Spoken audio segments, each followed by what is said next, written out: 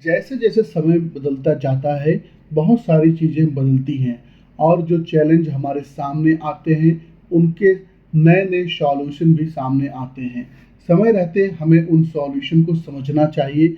आज का दौर का सबसे बड़ा चैलेंज है डिस्ट्रैक्शन, टाइम को मैनेज ना कर पाना और प्रोडक्टिव ना हो पाना। और इसी चैलेंज को सॉल्व करने के लिए जो नई थ्योरी, जो नया कॉन्सेप्ट आज हम डिस्कस करने वाले हैं, वो है माइंड मैनेजमेंट का, ना कि टाइम मैनेजमेंट।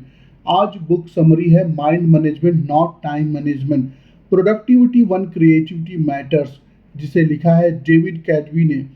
डेविड कैडवी भी एक राइटर और एक पॉडकास्टर हैं। वह लोगों को अपने क्रिएटिव काम में प्रोडक्टिव बनने में मदद करते हैं। उनकी बुक्स की न मिलियन से कॉपीज बिक चुकी हैं। David dates the post of observer में भी आ चुके हैं। और बात यह है कि कई बुक्स और स्पीकर्स यह बताते हैं कि अपने टाइम को कैसे अच्छे से इस्तेमाल किया जाए। वह आपसे यह करो या वह करो न करने के लिए कहते हैं, लेकिन सच्चाई तो यह है कि चीज़ों को पूरा करने का टाइम मैनेजमेंट से कोई ताल्लुक नहीं है। यह सिर्फ इस बात पर डिपेंड करता है कि आप अपने माइंड को मैनेज करते हैं। अपने माइंड को कैसे मैनेज करते हैं, यह समरी माइंड मैनेजमेंट को पाने के लिए आपको कुछ सिंपल और पावरफुल टेक्निक सिखाने वाली है। तो आइए बिना देरी के शुरू करते हैं आज की book summary mind management not time management, productivity and creativity matters by David Kadavy. आप इसे अपने चारों ओर देखते हैं। लोग पैसा कमाने की भागदौड़ में लगे रहते हैं, इसलिए आपको हर एक सेकंड की सही जगह पर इस्तेमाल करना आना चाहिए। पैसा कमाने के लिए आप अपना कैलेंडर अलग अलग एक्टिविटीज से इस कदर भर देते हैं कि आपके पास आराम करने का वक्त ही नहीं होता। और इतना ही नहीं, आजकल तो लोग मल्टीटास्किंग भी करने लगे हैं, यानी कई काम एक साथ करना, जैसे लंच करते हुए अपने ईमेल का जवाब देना। क्या यह हसल कल्चर यानी भाग दौड़ वाला कल्चर है जिसका एक हिस्सा बनकर सभी गर्व महसूस करते हैं? क्या हमेशा थका थका महसूस करना, गुस्सा करना या परेशान महसूस करना आम बात हो गई है? यह समरी यह साबित कर देगी कि टाइम मैनेजमेंट अब किसी काम का नहीं रहा और इसके पीछे आपको कुछ भी नहीं मिलेगा। आप यह सीखेंगे कि माइंड मैनेजमेंट सक्सेस पाने और कोई भी काम करने में कैसे आपकी मदद कर सकता है। आप यह भी सीखेंगे कि कुछ पाने के लिए आपको किसी भी तरह की जल्दबाजी करने की कोई ज़रूरत नहीं।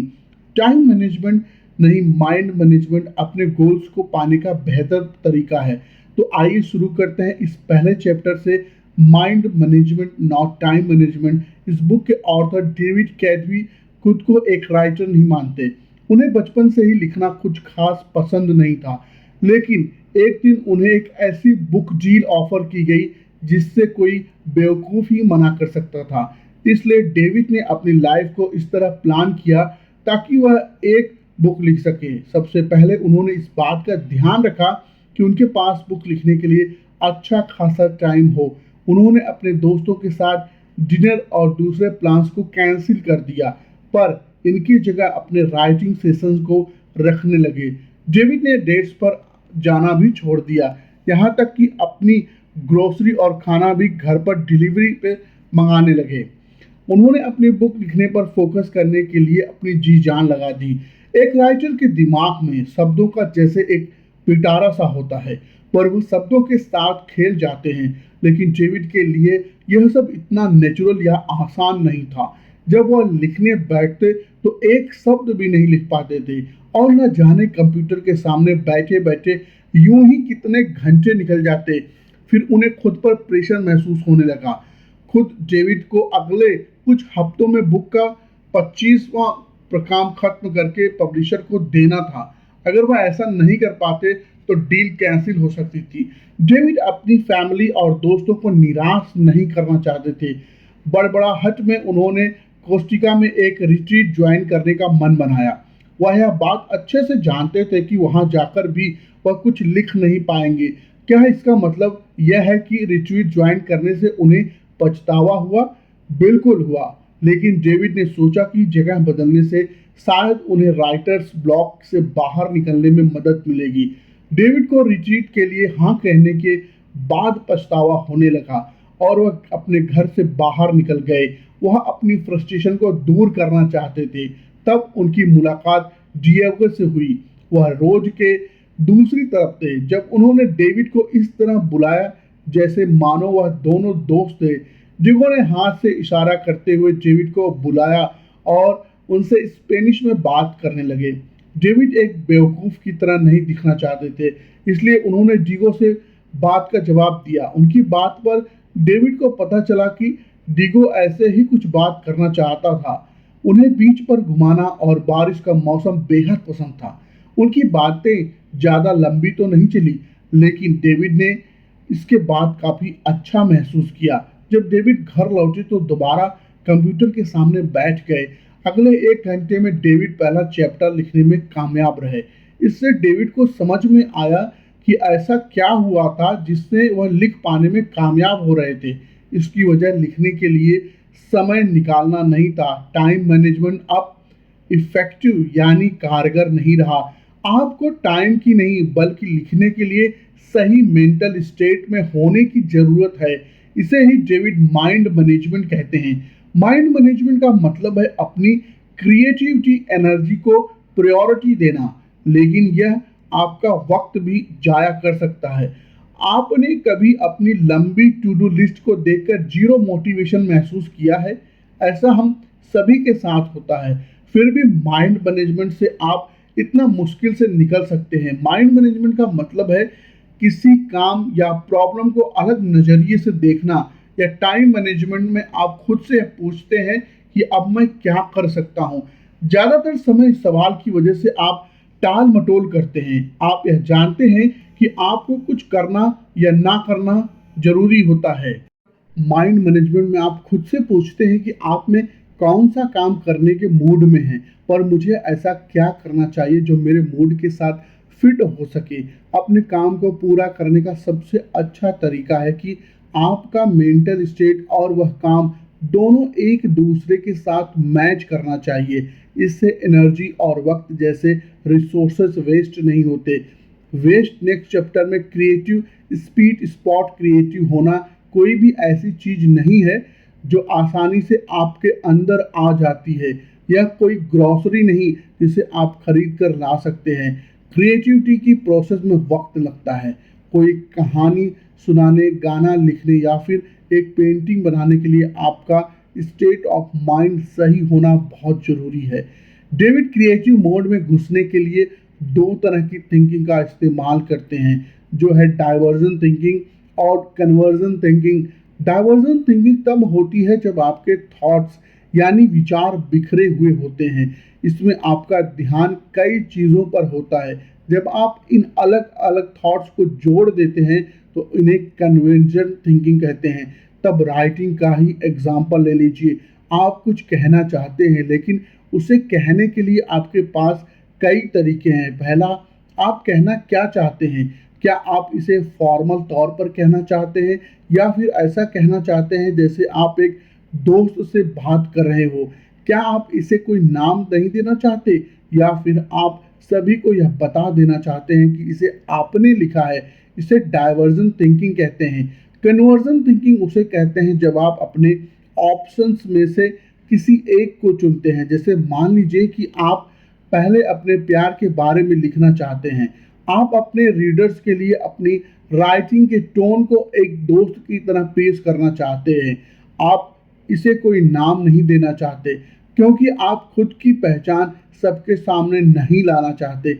इसलिए अच्छे क्रिएटिव आइडियाज बनाने के लिए आपको डाइवर्जन और कन्वर्जन थिंकिंग दोनों की जरूरत होती है। अपने फाइनल प्रोडक्ट को ब्रिलियंट बनाने के लिए आपको सबसे बेहतरीन आइडियाज की जरूरत है। पर आप इन आइडियाज को कैसे ढूंढेंगे? अपने क्रिएटिव स्पॉट को पहचान कर। आपका क्रिएटिव स्पॉट उस वक्त और उस जगह के बारे में बताता है जिसमें आप अपना बेस्ट क्रिएटिव काम कर पाते हैं। क्रिएटिव काम ऐसी चीज नहीं है जिसे आप किसी गाइड बुक की मदद से कर सकते हैं, जिसमें कोई लॉजिक या कोई मैथमेटिकल फॉर्मूला काम नहीं आता।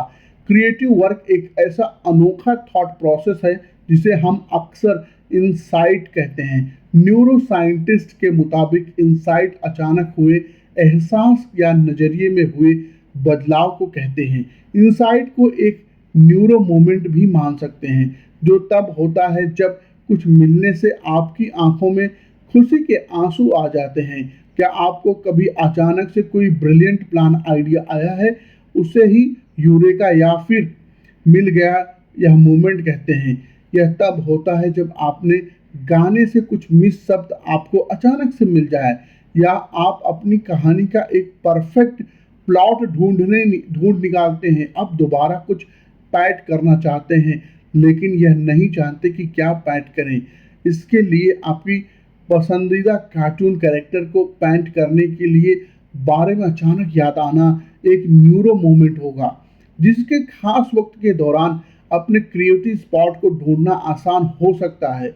याद रखिएगा कि यह माइंड मैनेजमेंट के बारे में, टाइम मैनेजमेंट के बारे में नहीं। आपकी एनर्जी हर दिन एक पूरे दिन एक जैसी नहीं रहती। आपका जॉब, आपका काम, बहुत सारी एनर्जी खर्च हो जाती है। ऐसे ही अपने दोस्तों के साथ सोशलाइज करना या अपनी पेंटिंग्स या नोवेल पर काम करने जैसे काम पर अपनी बहुत सारी एनर्जी ले लेते हैं। इसलिए दिन का सही वक्त ढूंढ निकालिए जब आपके अंदर सबसे ज़्यादा एनर्जी होती है। आप अपने सिस्टम यानी अपने स्लीप साइकिल से भी तालमेल बनाकर रखना होगा। यह सिस्टम आपको दिन में जगह रहने में मदद करता है। इसे ऊपर जाती हुई एक लाइन की तरह सोचिए, जितना ज़्यादा आप जागे रहोगे उतने ज़्यादा आप अलर्ट रहेंगे। लेकिन जागे रहने के साथ साथ अलर्ट रहने को आपका स्लीप टूटिंग रोकता है। दूसरे शब्दों में कहें, अगर आप एक अच्छे से सोएंगे नहीं तो आपका स्लीप डेट बहुत ज़्यादा हो जाता है। अपने स्लीप डेट को नीचे जाती हुई एक लाइन की तरह सोचिए, क्योंकि यह आपके एनर्जी को कम करता है, आपके सिस्टम और स्लीप मोड को डेड करता है। दोनों ही लाइन आपको दोपहर के शुरुआती वक्त लगभग 2 से ढाई बजे मिलती है। इसी वजह से आप इस वक्त सुस्त और थका हुआ महसूस करते हैं। अपनी बॉडी क्लॉक को समझने से आपको अपने काम पर आसानी होगी, फोकस करने में मदद मिलेगी। बहुत सारे लोग सुबह सुबह बहुत फोकस्ड होकर काम करते हैं। वैसे बेस्ट वायलिन प्लेयर अपने दिन की शुरुआत 2-4 घंटे मन लगाकर प्रैक्टिस करते हैं। मशहूर राइटर वर्जीनिया वल्फ और साइकोलॉजी बीएफसी ऐसा ही करते हैं, क्योंकि इसलिए उनको सुबह का वक्त वह समय होता है जब लोग पूरी तरह से जगे होते हुए और सबसे ज़्यादा अलर्ट होते हैं। अपने क्रिएटिव स्पॉट को हासिल करने के लिए डेविड ने एक और तरीका बताया। उसे वह फर्स्ट बवर रूल कहते हैं, जो अपने काम को पूरा करने में उन्हें डिसिप्लिन रखने में मदद करता है। जब आप अपने दिन का सुबह पहला घंटा अपने प्रोजेक्ट पर लगा देते हैं तो उसे फर्स्ट बवर रूल कहते हैं। और यह कोई वैसा प्रोजेक्ट नहीं होना चाहिए कि आप, बल्कि सबसे इम्पॉर्टेंट प्रोजेक्ट होना चाहिए। करने से आप उस प्रोजेक्ट को जल्दी पूरा कर पाएंगे। इसे सुनकर ऐसा लग रहा होगा ना कि आप ऐसा सचमुच मुमकिन है? जवाब में है जी हाँ, बिल्कुल मुमकिन है। अपने दिन की शुरुआत अपने सबसे इम्पोर्टेंट काम से कीजिए, यानी एक ऐसे काम से जो आपको करने से ही, ऐसा करने से पूरा करने के लिए आपको आलसी होने के चांसेस काफ़ी कम हो जाते हैं। ऐसा करना उस काम में आने वाली रुकावट को भी रोकता है। इस इम्पॉर्टेंट लर्निंग को लेने के बाद बढ़ते हैं नेक्स्ट चैप्टर की ओर, द 4 स्टेज ऑफ क्रिएटिविटी। जब आप असल में राइटिंग और पेंटिंग नहीं कर रहे हैं, तब भी आप राइटिंग और पेंटिंग कर सकते हैं।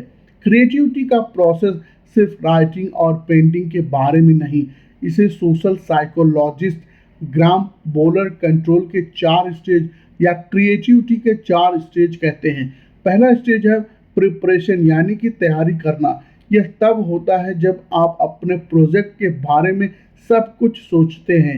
आपकी स्टोरी में कौन सी कैरेक्टर होंगे, आपका गाना कितना लंबा होगा, पेंटिंग बनाने के लिए आप किस चीज़ का इस्तेमाल करेंगे। यह ब्रेन स्टॉर्मिंग यानी दिमाग चलाने वाला स्टेज है।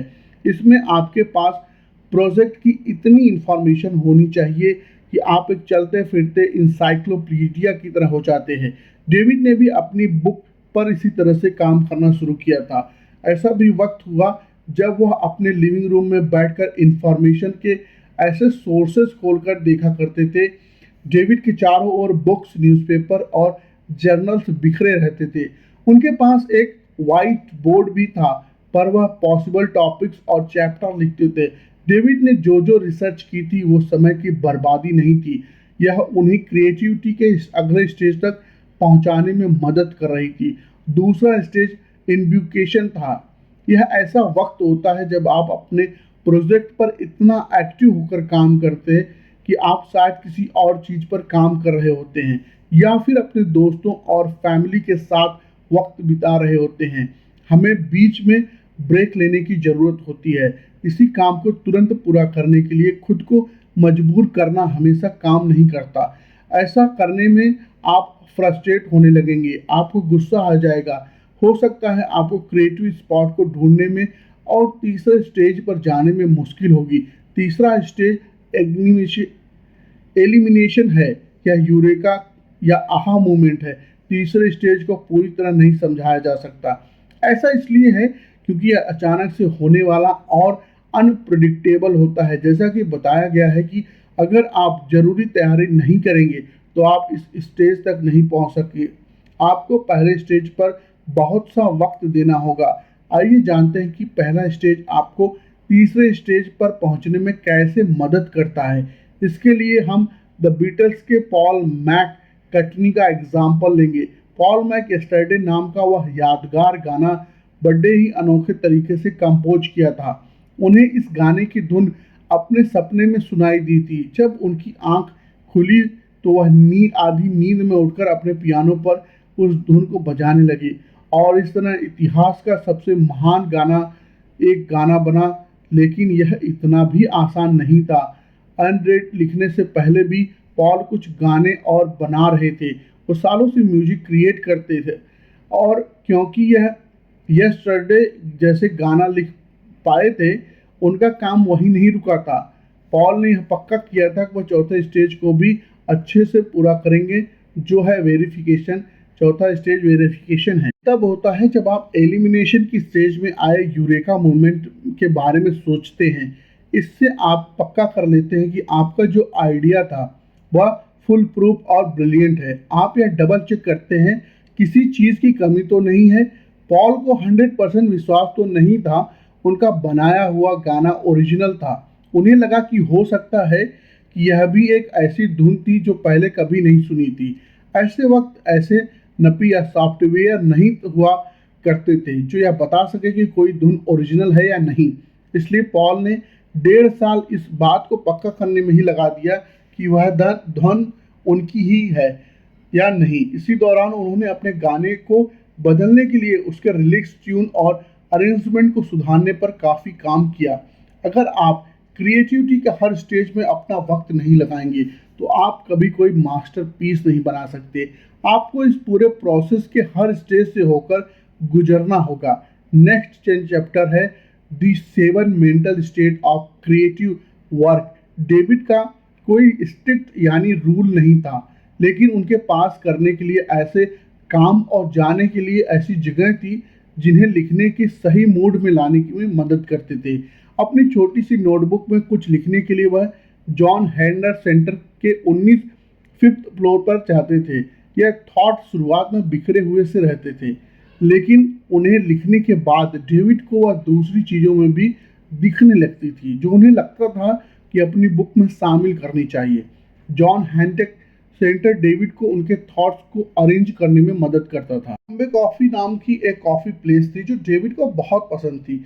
वहाँ मन लुभाने वाली चीज़ें थी, मन को लुभाने वाला खूबसूरत नज़ारा होता था। कॉफ़ी बीन्स की सुगंध उस जगह को राइटिंग के लिए एक आइडियल जगह बनाती है।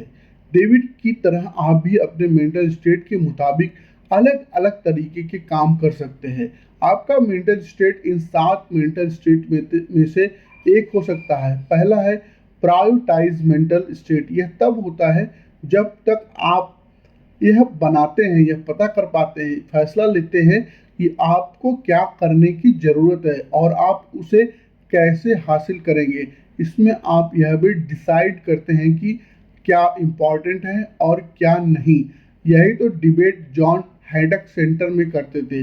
दूसरा है एक्सप्लोर मेंटल स्टेट। यह रिसर्च करने के बारे में नहीं है, इसमें स्पेसिफिक सवालों के स्पेसिफिक जवाबों को देने की ज़रूरत नहीं होती।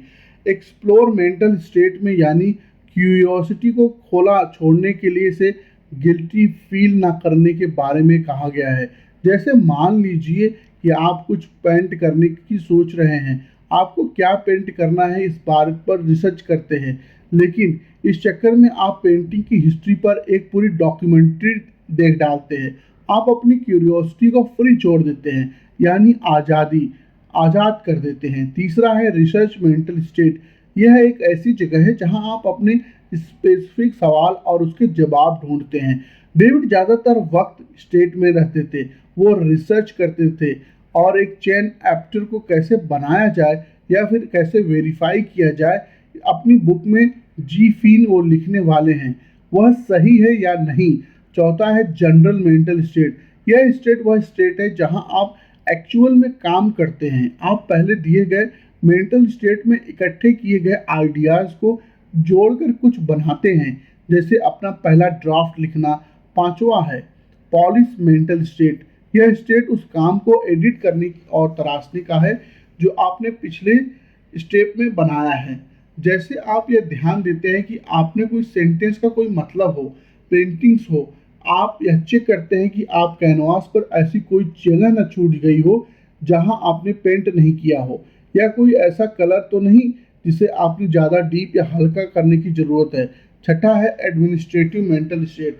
आप हमेशा अपने क्रिएटिव पर काम पर फोकस नहीं कर सकते। आपकी कुछ जिम्मेदारियां हैं, आप जो करना चाहते हैं वो आपको करना होगा। आपने बिल्स भरना, अपनी फैमिली के लिए वक्त निकालना। यह मेंटल स्टेट इसलिए ज़रूरी है क्योंकि आपको अपनी लाइफ के दूसरे एरिया पर भी ध्यान देना होगा। आखिर में रिचार्ज मेंटल स्टेट होता है। इसमें आपको खुद को आराम देने की, रिफ्रेश करने की ज़रूरत होती है। एक दिन छुट्टी लीजिए या वेकेशन पर जाइए। जब डेविड अपनी बुक के एक दिन छुट्टी ली और वेकेशन पर जाइए, नाइस, जब डेडली अपनी बुक को लेकर स्टेप लेते हैं तो वह मसाज लेने चले जाते हैं। कभी कभी फनी वीडियो या मूवी देखना भी इसमें मदद कर सकता है। खुद को शांत करने के लिए अपने माइंड को रिलैक्स करने के तरीके ढूंढें। क्रिएटिव स्कूल डेविड का बड़ा अजीब सा रूटीन था। रात को 12 बजे से सुबह 4 बजे तक वह सिर्फ अपनी बुक पर फोकस करते थे। सुबह 4 बजे वह लाइट ऑफ करते, अपना कंप्यूटर बंद करते और दोपहर तक सोते रहते। अगले दिन दोपहर में डेविड तैयार होते और कॉफ़ी शॉप चले जाते। वह कैफ़े में तब तक काम करते जब तक उनके बंद करते होने का समय नहीं आ जाता। इसी को डेविड क्रिएट साइकिल कहते हैं। यह ऐसा रिपीट होने वाला साइकिल है जिसमें आप अपने काम में आगे बढ़ने के साथ साथ आपको आराम करने का वक्त भी मिलता है। क्रिएटिव साइकिल में क्रिएटिविटी के 4 स्टेज होते हैं, जिसमें आप prepare, enable, bet, eliminate of verify करते हैं। क्रिएटिव साइकिल को टाइम पर बेस्ट होने की ज़रूरत नहीं है। यह हफ्तों तक या कई लोगों द्वारा पसंद करती है, मौसम पर बेस्ड हो सकता है। आइए क्रिएटिव साइकिल का एग्जाम्पल देखते हैं। बैड क्रिएटिव की पहले स्टेज प्रिपरेशन को रात में करना पसंद करती है। रात की शांति उन्हें फोकस करने में मदद करती है, इसलिए वो अपने गाने के लिए बहुत सी इंफॉर्मेशन चला पाते हैं, इकट्ठा कर पाते हैं। क्रिएटिव की दूसरे स्टेज में चली जाती है जो इंक्यूबेशन। जब वो सोती हैं तो इस बात का ध्यान अपने क्रिएटिव काम पर नहीं होता, अपने इंस्पायर्ड महसूस करते हैं। वह क्रिएटिव के तीसरे स्टेज में पहुंचते हैं जो इल्यूमिनाटी खाती है तो उन्हें एक आहा मोमेंट मिलता है। उन्हें अपने गाने से सही अल्फाज मिल जाते हैं और वह तुरंत उन्हें अपने पास रखे टिश्यू पेपर पर लिख लेता है। पूरी दोपहर अपने गाने को सुधारने में लगा देती है। वह कुछ अल्फाजों को बेहतर अल्फाजों से बदल देती है और उस धुन को बजाने के लिए बेस्ट इंस्ट्रूमेंट को चुनती है। अपने माइंड को मैनेज करने के लिए बहुत से ऑप्शन हैं। आपको सिर्फ वो ढूंढने की ज़रूरत है जो आपको सबसे ज़्यादा सूट करता है। नेक्स्ट है चेंज एक्टर। Creative system. एक बार डेविड बड़ी मुश्किल में थे। उन्हें अपने पॉडकास्ट के लिए डॉक्टर रॉक के साथ इंटरव्यू करना था। डॉक्टर रॉक डेविड के लिए एक इंस्पिरेशन थे। उन्हें यूर ब्रेन एट वर्क नाम की एक बुक लिखी थी, जिसकी मदद से डेविड ये समझा पाए थे कि क्रिएटिव वर्क में माइंड कैसे काम करता है। डेविड डॉक्टर रॉक को अपना आइडियल मानते थे, लेकिन जिस दिन डेविड को डॉक्टर रॉक से बात करनी थी, उन्हें कई मुश्किलों का सामना करना पड़ा। पहले जो अपार्टमेंट उन्होंने रेंट पर लिया हुआ था वहाँ कंस्ट्रक्शन का काम चल रहा था। पूरे दिन वहाँ शोर होता रहा। एक पॉडकास्ट को रिकॉर्ड करने के लिए इससे खराब हालत नहीं हो सकती। दूसरा, डेविड हाल ही में अपनी बुक लिखने के लिए पनामा सिटी में रहने आए थे, पर अपने नए मोहल्ले को इतने अच्छे से नहीं जानते थे, इसलिए उन्हें इस बात का कोई अंदाजा नहीं था कि इंटरव्यू के लिए उन्हें कोई अच्छी दूसरी जगह कहाँ मिल सकती है।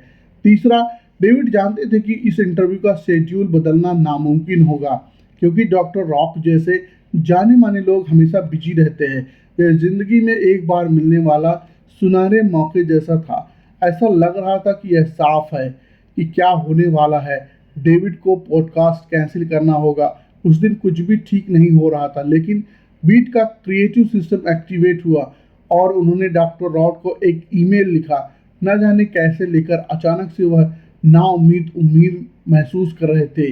उन्होंने हर उस प्रॉब्लम का उपाय निकाल लिया था जो उनके सामने आ रही थी। आखिर में डेविड रॉक को उस रिकॉर्डिंग सिस्टम में लाने में कामयाब हो गए। क्रिएटिव सिस्टम में एक ऐसा रिपोर्टिंग प्रोसेसर है जो आपको अपने क्रिएटिव काम को करने में मदद करता है। यह आपको जानने में मदद करता है कि अपनी मेंटल एनर्जी को ध्यान में रखते हुए क्या स्टेप लेने चाहिए। क्रिएटिव सिस्टम को एक छाती की तरह सोचिए जो आपके क्रिएटिव साइकिल और क्रिएटिव के स्टेज को कवर करती है। यह बेसिकली पूरे क्रिएटिव प्रोसेसर की देखरेख करता है। क्रिएटिव सिस्टम को कम से कम क्रिएटिव डोज की जरूरत होती है।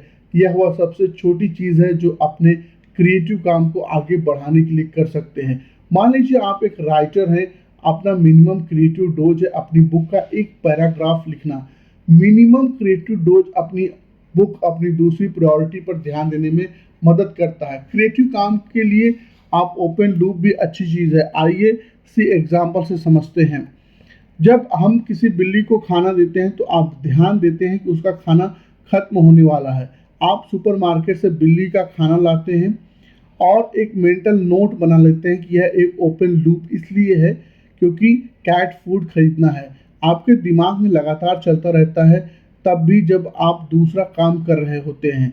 ओपन लूप आपने मूड में जगह घेरे रहता है। यह मेंटल स्पेस या जगह तभी खाली हो सकती है जब आप उस काम को पूरा कर लेते हैं, यानी कैट फूड खरीद लेते हैं। एक निगेटिव चीज़ जैसा लग रहा है ना, लेकिन ओपन लूप आपकी क्रिएटिविटी के लिए फ़ायदेमंद होते हैं या आप अपने प्रोजेक्ट को आगे बढ़ाने में मदद करते हैं। आइए उस एग्जाम्पल पर वापस चलते हैं जहां आप एक राइटर थे और अपनी बुक के लिए एक पैराग्राफ लिख रहे थे। आपके दिमाग में एक कूपन लूप बना था जिसे आप अगले दिन और आने वाले दिनों में वापस देख सकते थे। इस तरह आप अपना पूरा दिन राइटिंग में नहीं लगा पाते तो भी आप अपनी गिल्टी महसूस नहीं होगा। जब आप प्रोग्रेस कर रहे होते हैं, आगे बढ़ते रहते हैं, अपना मोमेंटम नहीं खोएं। क्रिएटिव सिस्टम की सबसे अच्छी बात यही है। आप बहुत सारे ओपन लूप रख सकते हैं। एक लूप आपकी स्टोरी के प्लॉट को से जुड़ सकता है, जबकि दूसरा स्टोरी के कैरेक्टर के बैक से क्रिएटिव सिस्टम आपको बहाने बनाने से रोकता है। आप यह भी नहीं कह सकते कि आपके पास टाइम नहीं है, क्योंकि मिनिमम क्रिएटिव डोज के लिए कुछ ही मिनट चाहिए होते हैं। और अब मोर, जिसे हम कहते हैं कंक्लूजन, यानी कि अभी तक हमने जितने भी चैप्टर पढ़े और सुने उनकी भी लर्निंग को हम यहाँ पर रिपीट करेंगे। सबसे पहले आपने सीखा कि माइंड मैनेजमेंट क्या होता है। इसका मतलब है कि अपने काम को करने के लिए सही मेंटल स्टेट बनाना। यह खुद से यह पूछना कि मैं कौन सा काम करने के लिए मूड में हूँ, पर मैं ऐसा क्या कर सकता हूँ जो उस मूड में फिट हो। दूसरा, आपने सीखा कि अपने क्रिएटिव स्पॉट को ढूंढकर आप अपने माइंड मैनेज को हासिल कर सकते हैं। डेवोजेंट ऑर्डर कन्वर्जन थिंकिंग अप्लाई करने से आप ऐसा कर पाएंगे। दोनों तरीकों से आप यूरेका मोमेंट बना सकते हैं जो आपके क्रिएटिव काम में अचानक आए कामयाबी की तरह होता है। अपने क्रिएटिव स्पॉट को ढूंढने के लिए आपको सबसे पहले प्रोडक्टिव टाइम को पहचानना होगा। ज़्यादातर लोग सुबह काम करना पसंद करते हैं ज़्यादा, क्योंकि उस वक्त के दौरान डिस्ट्रक्शन कम होते हैं। तीसरा, अपने क्रिएटिव के 4 स्टेज के बारे में जाना होगा। आपने कुछ कमाल बनाने के लिए इन सभी स्टेजेस से गुजरना होगा। यह स्टेज प्रिपरेशन, इंक्यूबेशन, इल्यूमिनाटी, काम के साथ मेंटल स्टेटस के बारे में जानना। यह स्टेट आपको क्रिएटिविटी के 4 स्टेज को पूरा करने में मदद करते हैं। यह 7 मेंटल स्टेट हैं। Priorities, explore, research, generate, polish, administrator और रिचार्ज। पांचवा, आपने क्रिएटिव साइकिल के बारे में जाना। यह क्रिएटिव काम करने के लिए, आराम करने के लिए टाइम निकालने का रिपीटेड साइकिल है। क्रिएटिव साइकिल ये डिसाइड करता है कि कौन सा टाइम फ्रेम आपके लिए काम करता है, भले ही वह हफ्ता, महीना या कोई सीजन ही क्यों ना। आपको नाइस छठा, अपने क्रिएटिव काम के बारे में जाना। यह क्रिएटिविटी के 4 स्टेज और क्रिएटिव साइकिल की देख रेख करता है। यह एक ऐसा रिपीटिंग प्रोसेसर है जो आपको क्या स्टेप्स लेने चाहिए, उन्हें कैसा करना चाहिए जैसे सवालों के जवाब ढूंढने में मदद करता है। आज पूरी दुनिया भागती हुई जिंदगी की अंधी हो गई है। इसमें सभी जल्द से जल्द, ज़्यादा से ज़्यादा काम करने में लगे हुए हैं, लेकिन चीज़ों को धीरे धीरे करने का अलग ही मजा है। जो प्रोसेसर को एंजॉय कीजिए और जल्दबाजी मत करिए। जैसे ही कहावत है कि बड़ी चीज़ें उन्हीं को मिलती हैं जो उसके लिए इंतजार करते हैं। इसी बात को हमारे वेदों में कहा गया है, धैर्य में ही विजय है। डिस्ट्रक्शन के दौर में अपनी क्रिएटिविटी को बढ़ाने के लिए, खुद को फोकस रखने के लिए, यह जीतने के लिए भी टूल्स और लर्निंग आपको मिली, वह आपको इसी वैल्यूएबल साबित होगी और आप इसे अपनी लाइफ में इम्प्लीमेंट करेंगे। बहुत बहुत धन्यवाद।